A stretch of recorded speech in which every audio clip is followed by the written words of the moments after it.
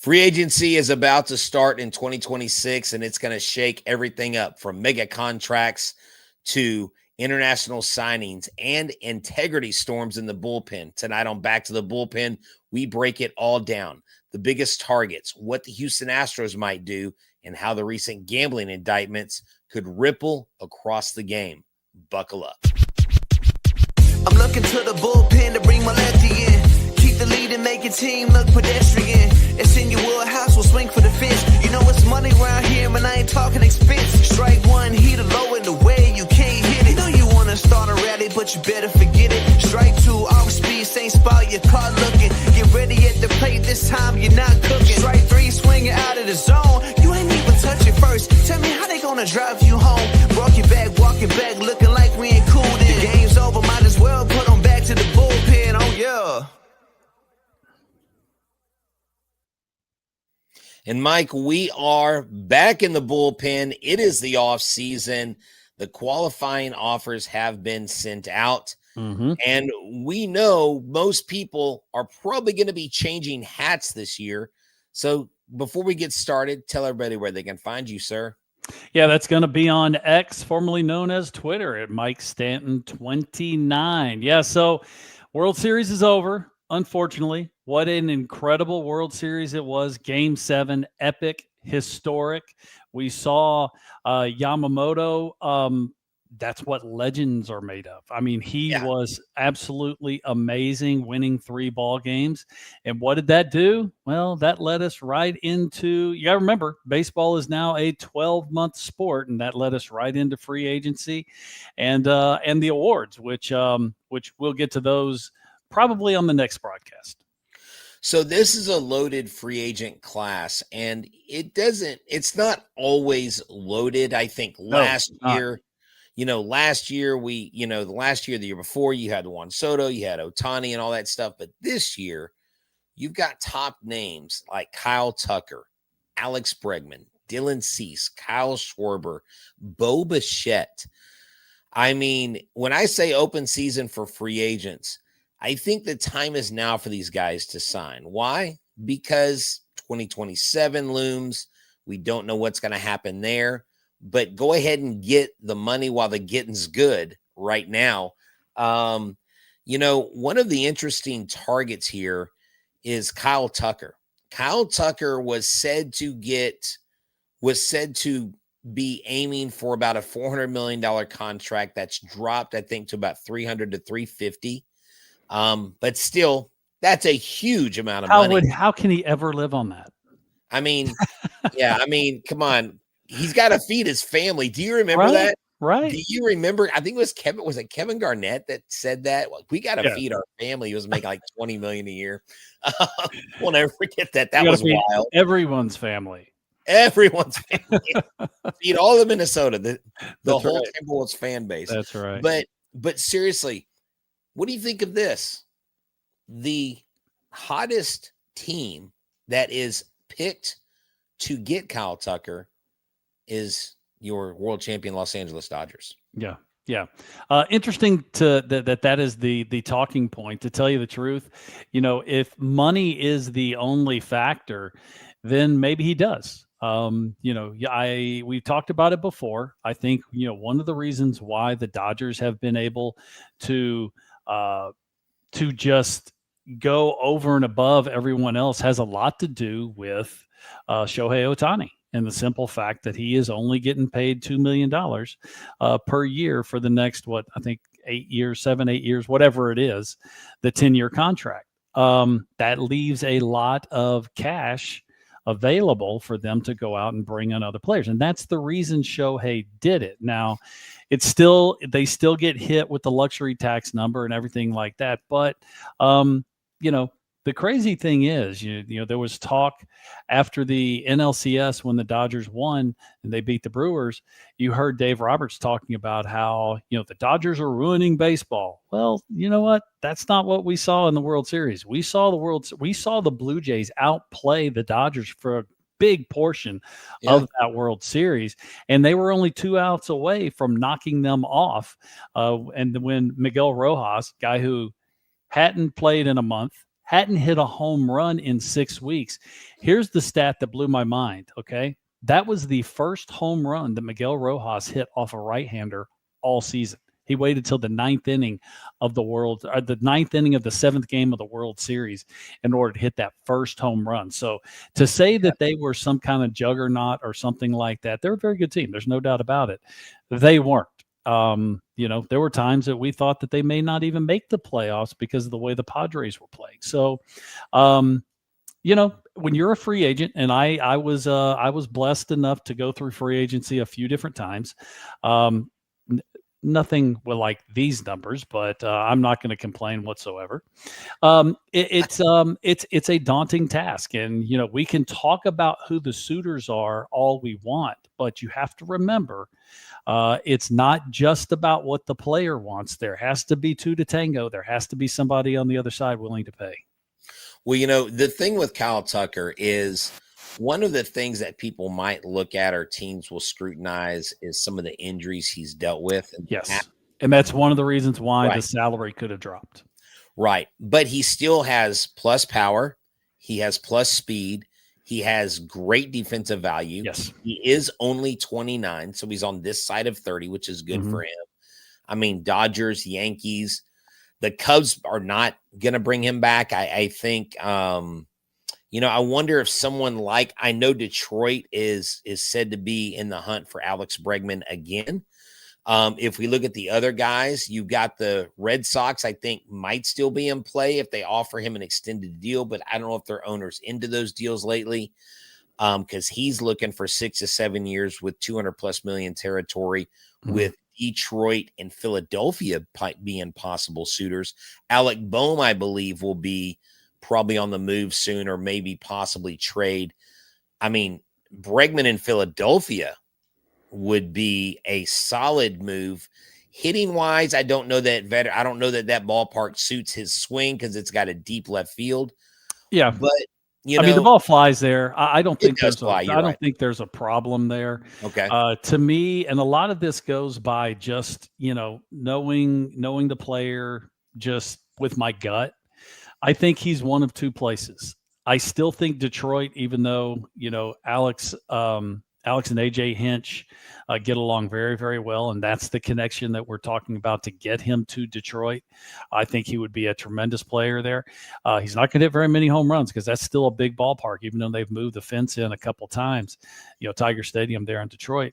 The amount of money that it's going to take to put him at third base, I just don't see it. I think there is a better than average chance, I would say maybe 75%, that he goes back to Boston. I mean, he had a tremendous season that he is built for the Green Monster in left field.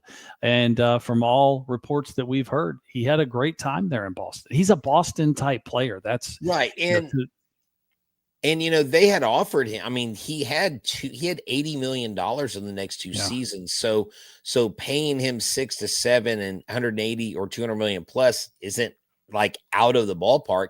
Yeah. You got another guy in Bo Bichette, who, do you think there's a chance that now I know the Blue Jays just re-signed or just extended Vladdy on a massive contract, $500 million. Yeah. Was I mean, that's a huge contract. But wouldn't it behoove the Blue Jays to at least try to sit down with him and say, look, can we get something done long term? Yeah. Because you and Vlad Guerrero Jr., that would be a great tandem right there to be on this team for years to come. The thing is, they probably have. There's probably been conversation, even if there are preliminary conversations, they're, not talking numbers, that kind of stuff. You just don't usually see, it's not unprecedented, but you just don't usually see players go to full free agency and return to the same team, but we'll just have to wait and see. He had a tremendous season. He has gotten better defensively. He's still not a great defensive player. But the dude can hit. We know the dude can hit. I don't with the Vladdy contract, I don't think it kicks in till either next year or the following year. True.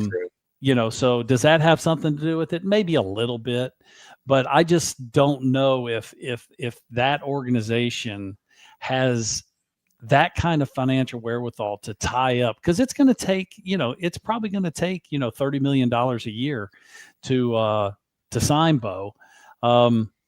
We'll have to wait and see. I mean, really what we're doing is we're making predictions we really don't know anything about. But, my gut is, other than the Yankees, now George Steinbrenner was notorious for letting his players go to free agency and then turn around and bring them back. And he knew every time he did it, it cost himself money. But he was not someone that liked to sign extensions during the regular season or sign them early.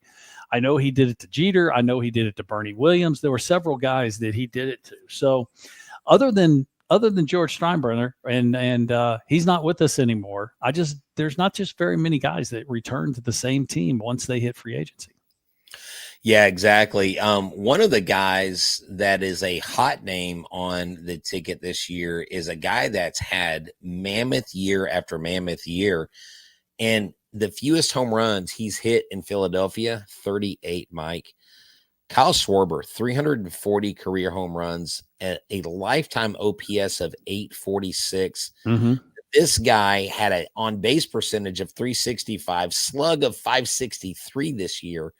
I mean, this guy's a perennial all-star. This guy's, I think, a first-ballot Hall of Famer. He's so good at what he does. He comes in this year and has a monster year, 56 home runs. He's a guy that I think a lot of teams that are contenders will be looking to add, because that bat still plays and he hits well in the playoffs. He hits bombs. I mean, tape measure shots. Now, I am not on board. He's not a Hall of Famer yet. We can discuss really that about them. Oh no. Okay. What position does he play? He plays true. True. Because the only person you DH. have He's at DH. And the only person you have that can that is David Ortiz, that you have to compare him to.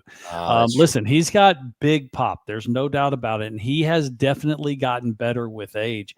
I think that this could be one. Now, I know I just said that they don't usually go back to the same team. I know Philadelphia wants him back. And, so I think that's a place, but you have to remember, when you spend a boatload of money on a DH, the money's got to come from somewhere. That the money has to be taken away from somewhere else.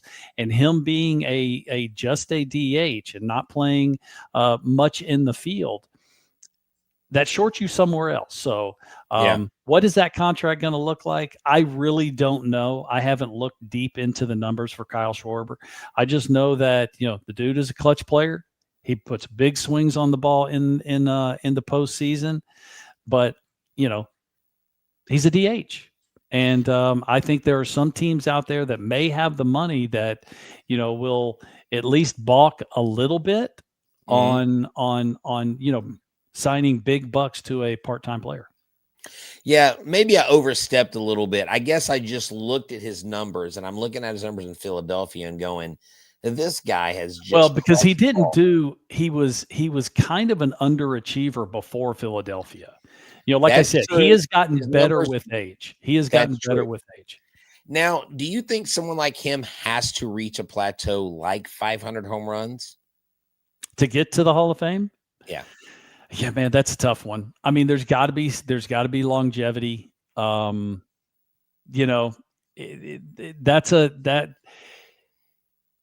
would say 500 at a minimum, because you have to, like I said, David Ortiz is the only person that you can look at. There's other players that played DH, but they played positions before. True. David Ortiz was a first baseman for a little while, but then he became a DH. And, a lot of what Big Papi has been able to do was his just ridiculous numbers that he put up in the postseason. Now, the last player I want to talk about, because this will actually lead us into some Astros talk, someone that was talked about a lot when it came to the Astros and what they were looking for last year, was one Dylan Cease in San Diego. Dylan Cease is 29 years old. He will turn 30 on December 28th. But he's looking at his market value, and of course, Spotrac. These are all estimations. $26.4 million. Now, if you get Dylan Cease, he was offered a qualifying offer. He turned it down, so you would lose 2 draft picks. But if Framber Valdez accepts accepts a deal from another team, you get their 2 draft picks. So you can kind of miss me on they'll lose 2 draft picks if we sign someone like a Dylan Cease. Yeah. How realistic is it that the Astros get a pitcher? And I say one big free, if they make one splash, go out and get a big pitcher like a Cease with the JV or Woodruff with a JV. But Cease, do you think he has a path to Houston at all? I don't. I just don't see, the Astros were already right at the luxury tax last year. I see them doing the same. The projection is, like $1 million more on their payroll in 2026 from 2025. They do have some holes to fill. I think that with what the Astros have to do, they need a left-handed bat. They need obviously always need bullpen help. Everybody always does. I just don't see them tying up huge funds. And to tell you the truth, with Dylan Cease being 26 years old, you got to remember, they have been very disciplined. They, being the Astros, have been very disciplined at not giving out, especially to pitchers, really long-term deals. The only long-term deal they've ever done was Lance McCullers Jr., and that was a 5-year deal. And we know how that felt. Now, does the Lance McCullers Jr. contract have anything to do with any of the guys from this year? No, but it still makes you wary of doing it. Well, they then think about Christian Javier. They gave him his big contract, and then he's been injured. Mm-hmm. So it's happened twice. Yeah. Well, but Christian wasn't huge money. Right. It wasn't huge, but it was still, it was still pretty significant, I think, because of the limited work that he had put out. Yeah. But the work that he had put out, they were like, oh my gosh, this dude next year is going to take that next step. And he just never did. And so, as we discuss the Houston Astros in this segment, the Astros direction. Okay. We know they lack. Let's touch on the qualifying offers for just one second. Yes. Okay. So what the qualifying offers do, that gives the compensation to the team that the player is leaving, gives them a little something for losing. Well, they're not called type A free agents anymore, but losing, big free agents like Framber. Okay. It gives you something in return, that you just don't let the player walk out the door. Now, it's been going on since I think 2011 or 2012. And there's usually somewhere between 12 and 14 qualifying offers a year. This year, there's 13. On average, there's I think there's been 14 players that have accepted the qualifying offer. Okay. Most of them do not accept it because they're all looking for long-term deals. We're going to see the same thing this year. I completely expect Trent Grisham from the Yankees to take his qualifying offer. They offered him $22 million. That's what a little bit over $22 million is the qualifying offer. Grisham made $5 million last year. That's it. Made $5 million a year before. So, you're talking about him getting paid 1 year more than he's made in his whole career. A lot of people are really questioning why the Yankees even made the offer, because usually teams are going to make the offer with the idea that the player is not going to accept it. Not Trent Grisham. Jock Peterson accepted his player option of $16 million. And I kind of joked with some friends of mine. I said, well, y'all just got fleeced. I don't know that Jock Peterson at this point in his career is worth $16 million. Right. But of course, prices are a little bit inflated right now. Yeah. Anyways, that's what the qualifying offer is for. That's why they put it out there. Now the players have, I think, till the middle of the month to either accept or decline it, and then you move on. But there hasn't been very many. Like I said, I think there's been 14. Has that process been the same for many years, or have they? Yeah, it started in I think 2012 it started. So it's been the Okay. same. Now the number has bumped up every single Right. year because where the qualifying offer number comes from is the average of the top, I think, 125 That's correct. contracts Yes. in Major League Baseball any given year. So, they averaged out, and every year it's been bumped up a little bit at a time. Exactly. No, and I'm glad you stopped me on that going on to the next point because I almost forgot. That's important to understand what that Yeah. means. There are so many things that if you're just a casual fan and you try to do a deep dive into baseball, be careful because Especially this time of year. right, right. Exactly. Yeah, no. I mean, you've got GM meetings, you got winter meetings, you got Yep. international signing, you got all kinds of stuff. Like you said, it is now a 12-month season. But we know moving on to the Astros in this segment, we know they need rotation depth. We know they're probably going to be looking for another left-handed bat if I don't think Jesus Sanchez is brought back, and probably some bullpen reinforcement. In starting that conversation, Justin Verlander to me makes a lot of sense. And there's a lot of people who have bucked me on this, who have said, no, man, I'm done with JV. He's 43. We don't need Yeah. old arms. We need new arms. But Mike, my take is if you bring him in, it's because you're going to fill in those holes and try to do a 6-man rotation with Justin Verlander. Sure. Because coupled with that is how do you replace 178 to 200 innings of Framber Valdez? And you don't do it with one pitcher. You do it with a few, right? Well, if you're going to do it with one pitcher, it's going to cost you.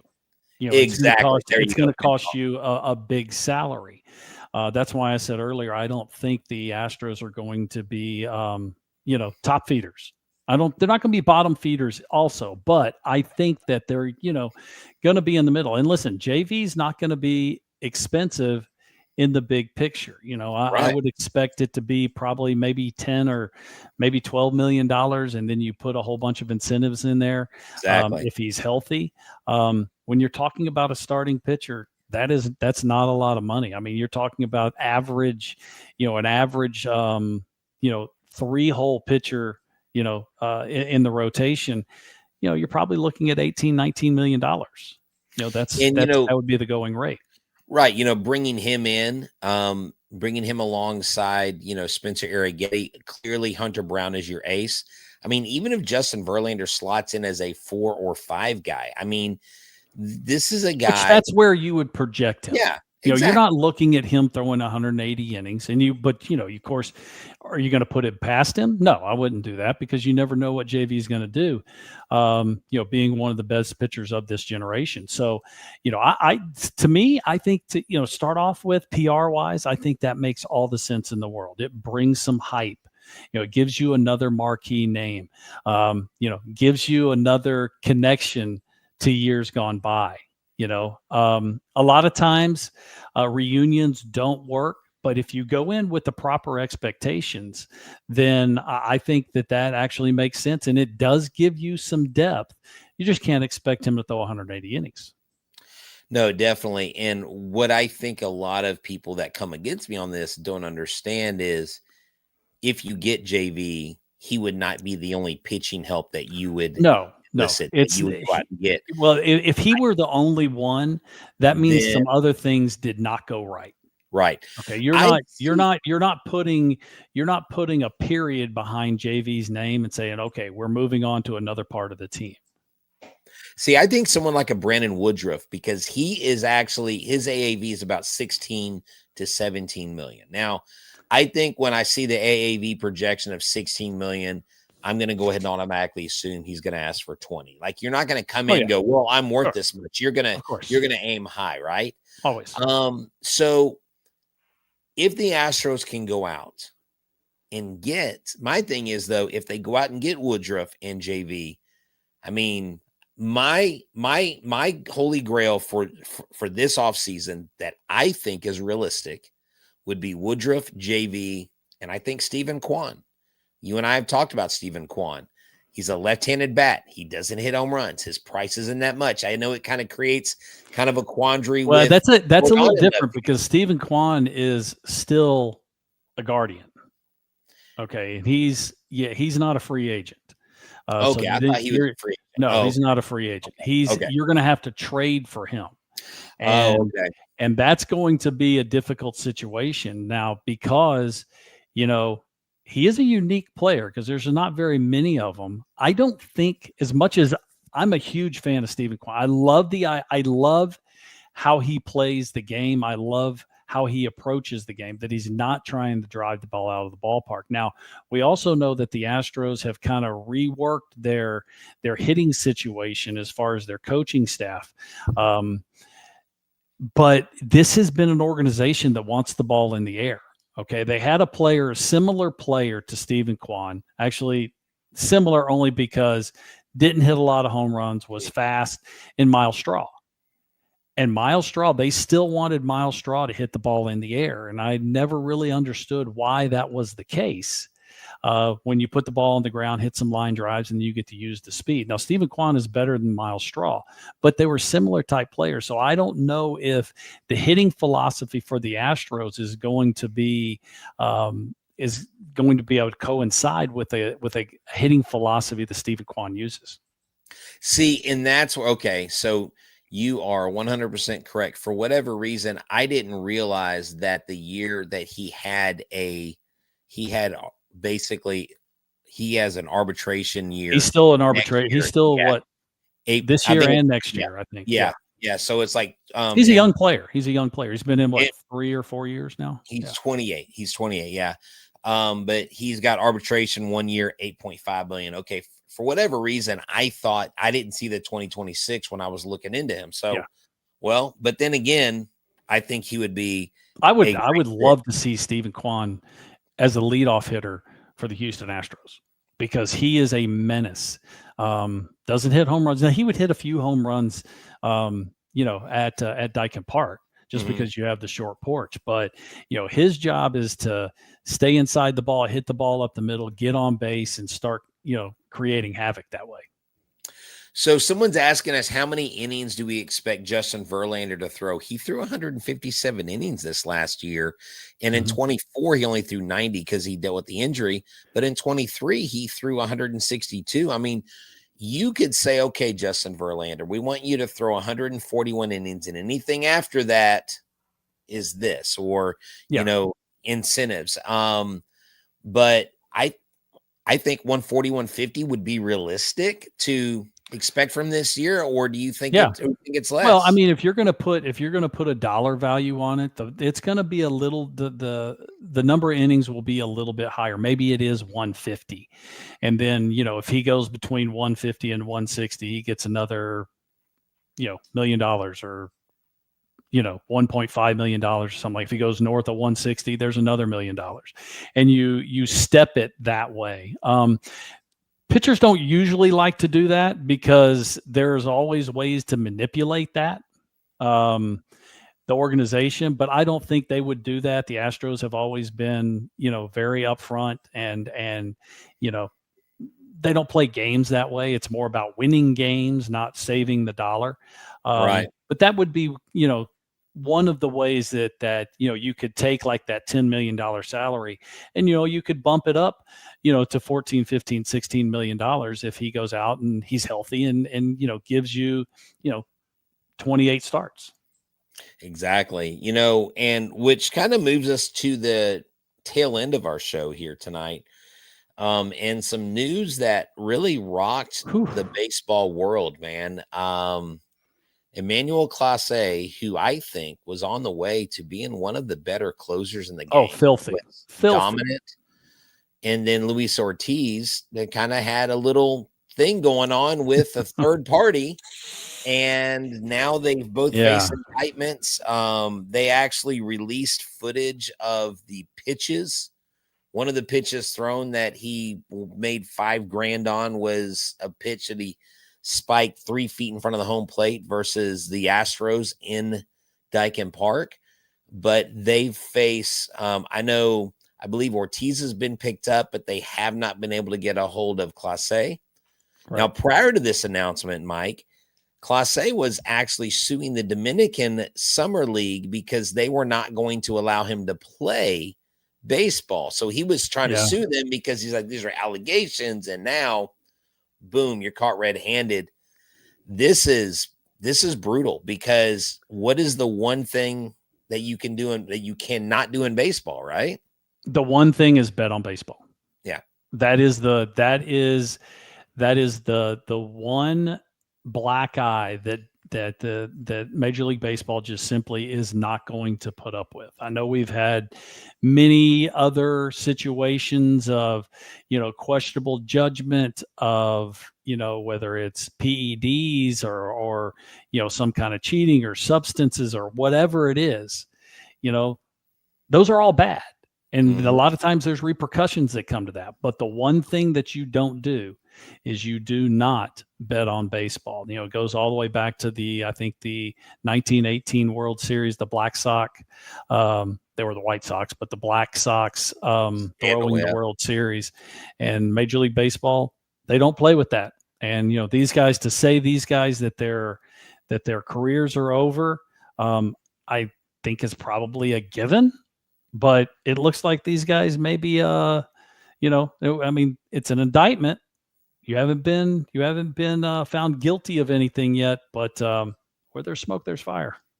Now, I want you to share this because you and I talked about it before. I've actually talked about it on Locked On, and of course, and I'll admit, sometimes my theories are flawed. I don't always have all the right answers, and I know. Trust me, if I give an opinion that people think is wrong, they definitely let me know. And so I appreciate your honesty, fans. And some of them aren't really fans. They're more, they probably grit their teeth and are frustrated, but we thank you for listening anyways. But, cause I talked to you and you and I were discussing the Ohtani thing with his interpreter. Mm-hmm. And you had said something that I think is a sound opinion. And if you don't mind sharing it, where I would say, well, maybe they're just protecting Ohtani. Are you sure Ohtani's not guilty? Surely he knew. What was your response when I was telling you that I think, well, Ohtani's probably guilty. He's a golden boy, blah, blah, blah. What was your counter to that? Because it was an angle that I hadn't really looked at. Yeah. Major League Baseball is not in that place anymore. You go back to the 80s and the 90s, they kind of covered for players on occasion, right? But never with gambling. That has never been something that they've swept under the rug. Somebody goes out and gets in a bar fight. Okay, maybe they cover up, that kind of thing, right? But never for gambling. And I just don't see Major League Baseball, even though Ohtani is the best player on the planet, even though, he's making a boatload of money either on the field or off the field. I just don't see Major League Baseball covering for him. I just don't, because it's too much of a black eye. If it turns out that somebody finds out that he really was guilty of something, that's the biggest of black eyes you could give to the industry. So I just don't think, because I understand what you're saying, that the interpreter did it all. He's got, tens of thousands of dollars missing from his account. And he doesn't know anything about it. I know there was, that sounded a little shady, but there was an investigation done by not just Major League Baseball, also done by the FBI, maybe. Or one of the the big police organizations, and that's what they came back with. So I understand you kind of raise an eyebrow and go, really, but the Major League Baseball does not play with gambling on this sport. Yeah, no, and I like to hear your perspective. Number one, you are a part of a very exclusive fraternity in that you played as many years as you did, not just because of the World Series and things like that, but just being in the clubhouse and I guess, earning that right because that is a fraternity that you guys are in, former players, and just to let people know the gambling on Major League Baseball, really gambling overall, they really frown up, but gambling on Major League Baseball, this is something that every single year, every single team has a meeting and goes over this, just so you can't say, well, I didn't know I wasn't supposed to gamble. No.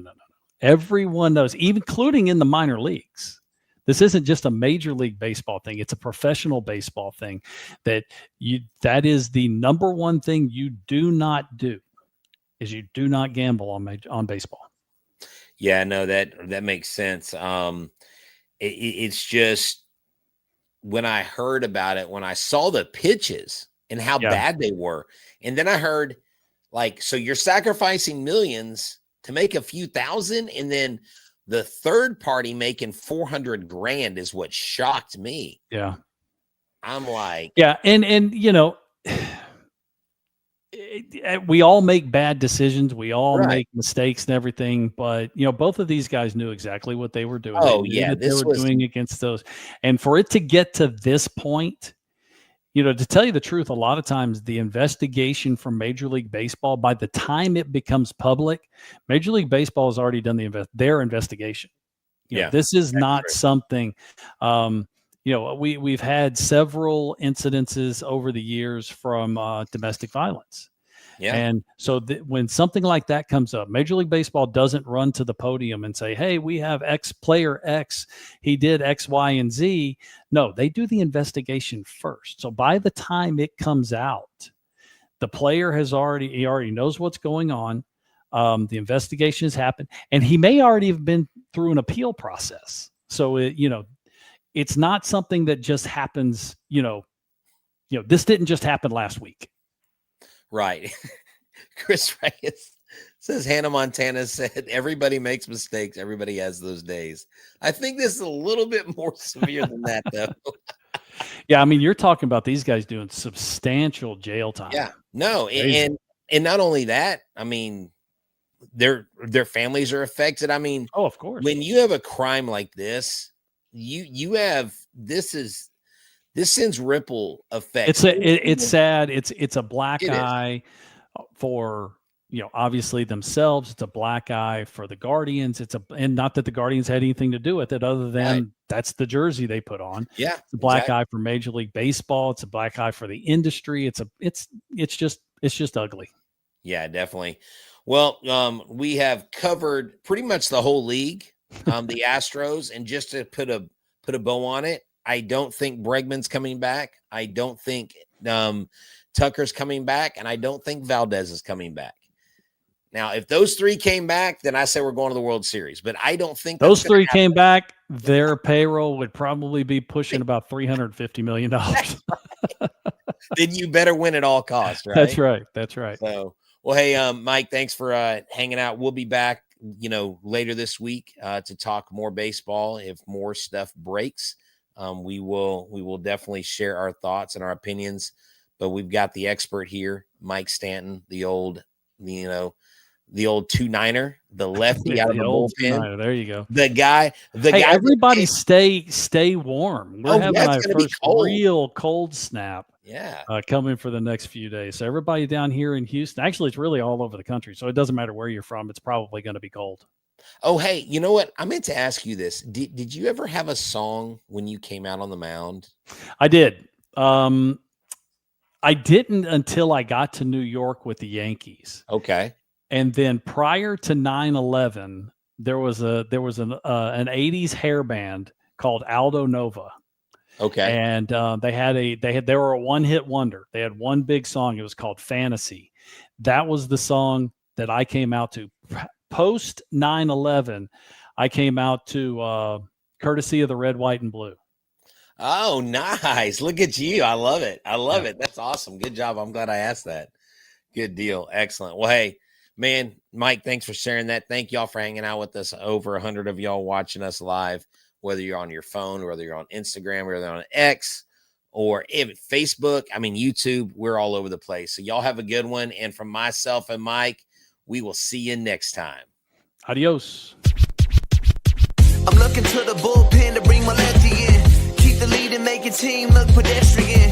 It's in your wheelhouse, we'll swing for the fence. You know it's money around here, man, I ain't talking expense. Strike one, heat a low in the way you can't hit it. You know you want to start a rally, but you better forget it. Strike two, off speed, stay same spot, your car looking. Get ready at the plate, this time you're not cooking. Strike three, swinging out of the zone. You ain't even touch it first. Tell me how they gonna drive you home. Walking back, looking like we ain't cool.